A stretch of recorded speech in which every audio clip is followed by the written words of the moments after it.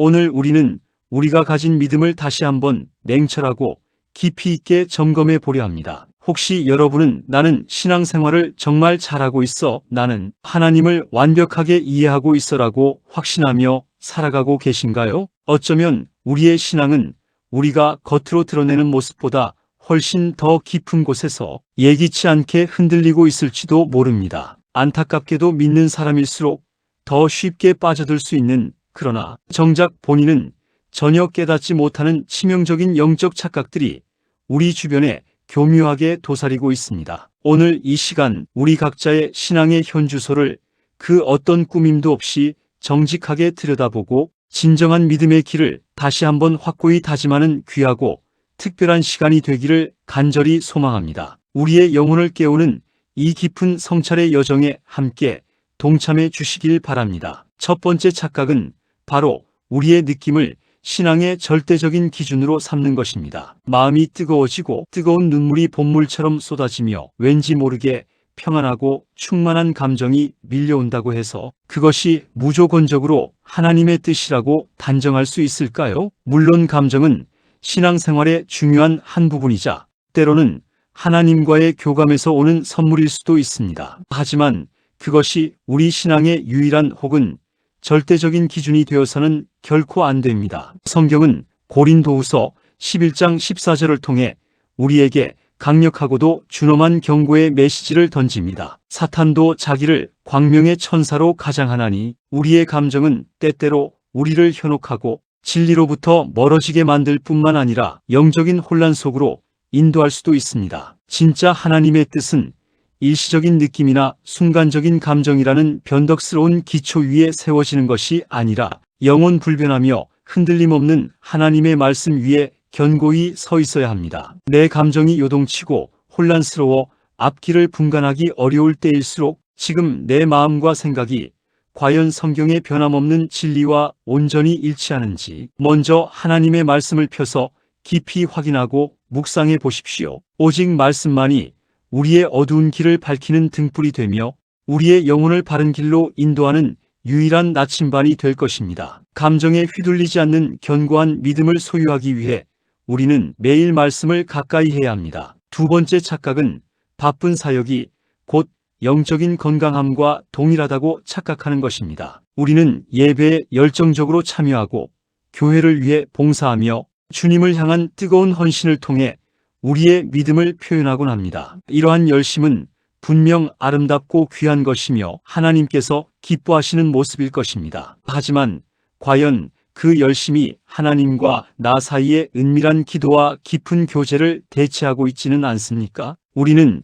종종 하나님의 일이라는 거룩한 이름 아래 하나님과의 개인적인 친밀한 관계를 소홀히 할 때가 있습니다. 누가복음 10장에 나오는 마르다와 마리아의 이야기를 다시 한번 깊이 상기해 보십시오. 마르다는 손님 접대를 위해 분주히 움직이며 예수님을 섬겼지만 예수님은 한 가지 일, 즉 주님의 발 앞에 겸손히 앉아 그분의 말씀에 귀 기울였던 마리아를 칭찬하셨습니다. 예수님께서는 마르다의 수고를 외면하지 않으셨지만 마리아가 택한 더 좋은 편에 대해 분명히 말씀하셨습니다. 하나님은 우리의 분주한 활동과 수많은 업적보다 우리와 나누는 깊고 친밀한 인격적 관계를 먼저 그리고 가장 중요하게 여기십니다. 오늘 당신은 주님의 발 앞에 겸손히 앉아 주님의 세미한 음성에 귀 기울이고 있습니까? 아니면 주님의 일을 하느라 정작 주님과의 가장 중요한 교제를 잊고 있습니까? 진정한 영적 건강함은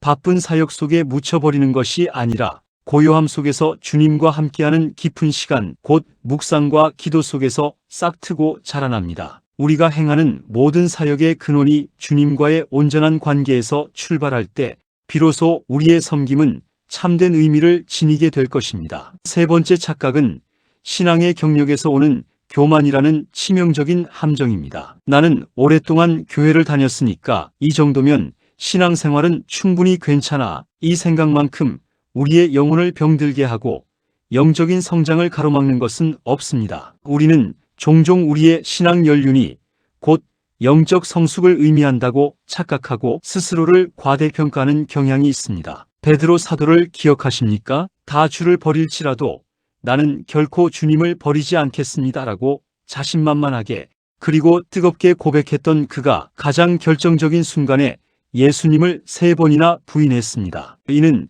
우리의 인간적인 확신과 굳건해 보이는 믿음이 얼마나 연약하고 한계를 지니는지 보여주는 극명하고도 비극적인 예입니다. 영적으로 넘어지는 사람들의 공통점은 바로 나는 아닐 거야, 나는 그런 실수를 하지 않을 거야 라는 자만심과 영적인 안일함에 빠져 있다는 것입니다. 신앙은 단순히 오랜 시간이 흘러 경력이 쌓이는 것이 아닙니다. 신앙은 매일매일 예수님의 십자가 앞에 우리의 자아를 부수고 우리의 교만을 내려놓으며 겸손히 엎드리는 것입니다. 어제의 신앙이 오늘의 나를 완벽하게 보장하지 않습니다. 우리는 매일 새로운 마음으로 어린아이와 같은 순전한 마음으로 주님을 의지하며 나아가야 합니다. 나는 이미 다 안다는 태도가 아니라 나는 여전히 주님의 은혜가 필요하다는 겸손한 마음으로 무장해야 합니다. 끊임없는 자기 성찰과 회개를 통해 우리의 영혼은 더욱 깊어질 수 있습니다. 4번째,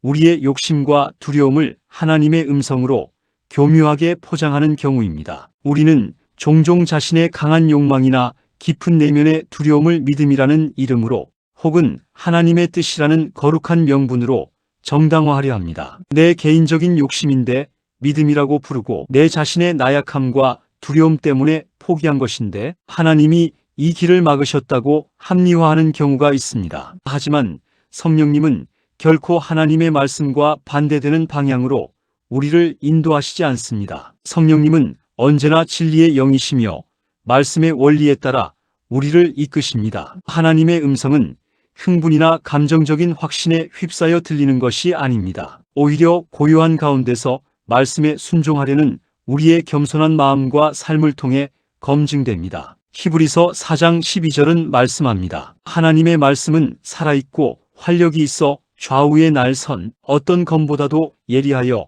혼과 영과 및 관절과 골수를 찔러 쪼개기까지 하며 또 마음의 생각과 뜻을 판단하나니 하나님의 말씀은 우리의 가장 깊은 생각과 동기까지도 꿰뚫어 보십니다. 내가 지금 강하게 고집하고 있는 이 마음과 결정이 정말 주님의 말씀에 명확하게 근거한 것인지 아니면 나의 욕심과 두려움이 만들어낸 허상인지 다시 한번 깊이 자문해 보십시오. 우리의 간절한 소망이 진정으로 하나님의 뜻과 일치하는지 분별하는 영적인 지혜가 절실히 필요한 때입니다. 진정한 하나님의 음성은 언제나 평안과 순종을 동반합니다. 마지막 5번째는 부분 순종이라는 치명적인 착각입니다. 사무엘상 15장에 나오는 사울 왕의 이야기를 다시 한번 깊이 묵상해 보십시오. 그는 아말렉과의 전쟁에서 하나님의 명령을 일부 지켰습니다. 즉, 그는 아각 왕을 사로잡았고 가장 좋은 양과 소들을 남겨두어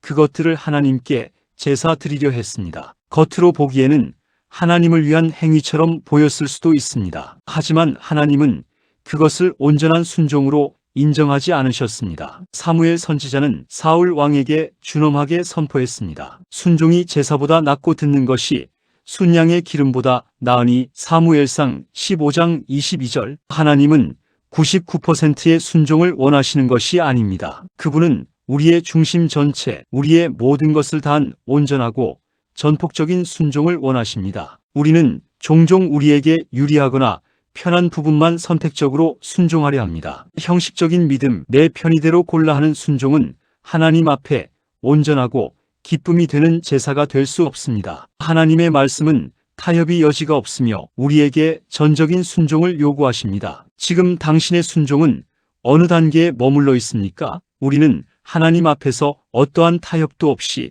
오직 그분의 말씀에 따라 전심으로 순종해야 합니다. 진정한 순종은 우리의 생각과 계획을 내려놓고 하나님의 뜻에 전적으로 맡기는 데서 시작됩니다. 사랑하는 여러분, 오늘 이 모든 말씀을 통해 우리가 깨달아야 할 가장 중요한 사실은 지금 가장 위험한 사람은 영적으로 약하고 흔들리는 사람이 아니라 나는 괜찮아, 나는 충분히 깨어 있어, 나는 넘어지지 않을 거야 라고 스스로를 과신하는 사람이라는 것입니다. 성경은 고린도전서 10장 12절을 통해 우리에게 명확하고도 강력하게 말씀하십니다. 선줄로 생각하는 자는 넘어질까 조심하라. 이 말씀은 우리 모두에게 깊은 경종을 울리며 영적인 자기 점검의 중요성을 일깨워 줍니다. 우리는 언제나 주님 앞에서 겸손해야 합니다. 우리의 믿음은 결코 우리 자신의 능력이나 지식, 경험의 기초에서는 안 됩니다. 진정한 믿음은 나의 인간적인 자신감이나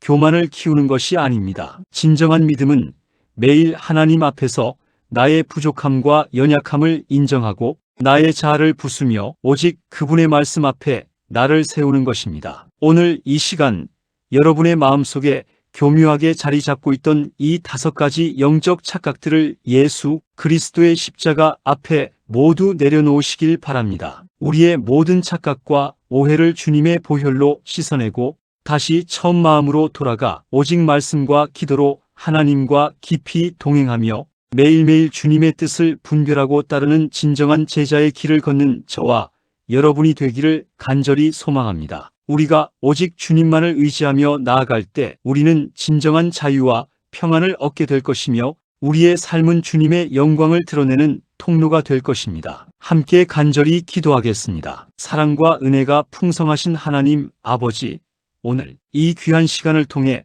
저희가 저희의 신앙을 정직하게 돌아보게 하시니 진심으로 감사합니다. 저희 안에 교묘하게 자리 잡고 있었던 영적인 착각들을 주님 앞에 솔직하게 고백하며 모두 내려놓기를 간절히 원합니다. 저희의 변덕스러운 감정에 속아 넘어지지 않게 하시고 바쁜 사역과 분주한 삶의 소용돌이 속에서도 주님과의 은밀하고 친밀한 교제를 결코 놓치지 않게 하옵소서. 오랜 신앙 경력으로 인해 교만해지거나 안일해지지 않게 하시고 저희의 개인적인 욕심과 내면의 깊은 두려움을 주님의 거룩한 뜻으로 포장하지 않게 하옵소서. 또한 어떠한 상황 속에서도 주님의 말씀에 전적으로 그리고 온전히 순종하는 굳건한 믿음을 저희에게 허락하여 주시옵소서. 매일매일 주님의 말씀과 기도로 깨어있게 하시고 오직 주님만을 바라보며 겸손히 주님의 인도하심을 따르게 하옵소서. 저희의 모든 삶이 주님께